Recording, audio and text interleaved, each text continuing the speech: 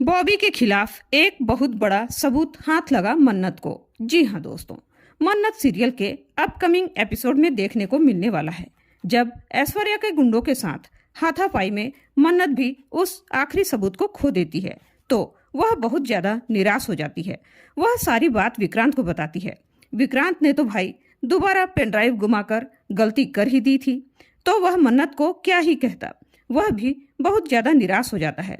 तभी मन्नत के दिमाग की घंटी बजती है और उसे सोनिया अर्थात ऐश्वर्या के प्रिंसिपल सर ने जो सबूत दिखाया था वह बात याद आ जाती है। वह विक्रांत से कहती है, सर ऐश्वर्या मैम को यहाँ कोर्ट में बुलाइए। विक्रांत समझ नहीं पाता कि मन्नत ऐश्वर्या आंटी को यहाँ क्यों बुला रही है।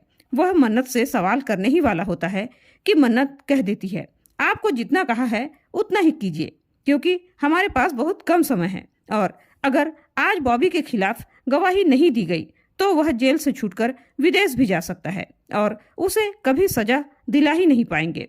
विक्रांत ऐश्वर्या को फोन करके कोर्ट रूम में बुला लेता है। मन्नत उसे देखकर बहुत ज्यादा गुस्सा होती है, लेकिन उस समय उसे कुछ नहीं कहती।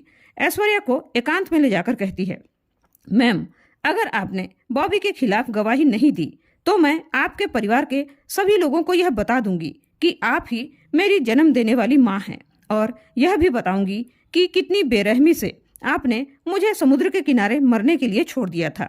अब फैसला आपके पास है। आपको गवाही देकर अपने अतीत को छुपाकर रखना है या सच्चाई सबके सामने लाना है, क्योंकि मेरे पास आपके खिलाफ सारे सबूत हैं। मन्नत की बात सुनकर ऐश्वर्या डर जाती है और कहती है, मन्नत अगर तुमने सबके सामने यह सच्चाई बता दी तो समझो सब खत्म हो जाएगा। प्लीज मन्नत, तुम ऐसा कुछ भी नहीं करोगी। मन्नत कहती है, ये तो सब आपके ऊपर है मैम, बॉबी के खिलाफ गवाही या अपनी सच्चाई सबके सामने। ऐश्वर्या डर जाती है और मन्नत से कहती है, मन्नत मैं कोर्ट में बॉबी के खिलाफ गवाही दूंगी।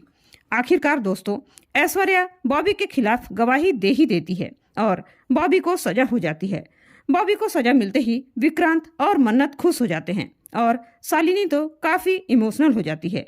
उसे यकीन ही नहीं था कि बॉबी जैसे राक्षस को मन्नत जैसी मामूली लड़की सजा दिला सकती है, और वह मन्नत के गले लगकर फूट फूट कर रोने लग जाती है। मन्नत उसे समझाती है कि अब उसे रोना क्यों आ रहा है, अब तो वह जीत चुकी है ना। तब शालिनी कहती है, मन्नत मैं बहुत ही किस्मत वाली हूँ जो तुम जैसी दोस्त मुझे मिली, और ये आंसू दुख के नहीं है मन्नत, बल्कि ये तो खुशी के हैं, समझी।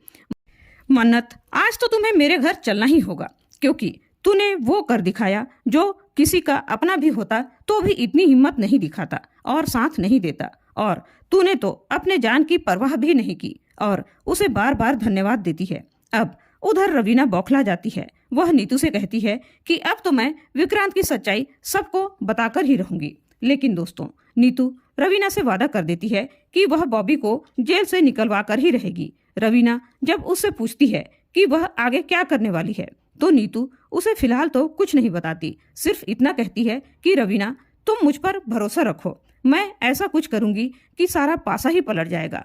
तो दोस्तों, आगे यह देखना दिलचस्प होगा कि नीतू बॉबी को जेल से छुड़ाने के लिए क्या करने वाली है। क्या रवीना नीतू की बातों पर भरोसा कर पाएगी या विक्रांत को सारा सच बता देगी? जानने के लिए हमारे साथ हमारे चैनल पर बने रहें, और चैनल को सब्सक्राइब नहीं किया है तो प्लीज चैनल को सब्सक्राइब जरूर कीजिए। धन्यवाद।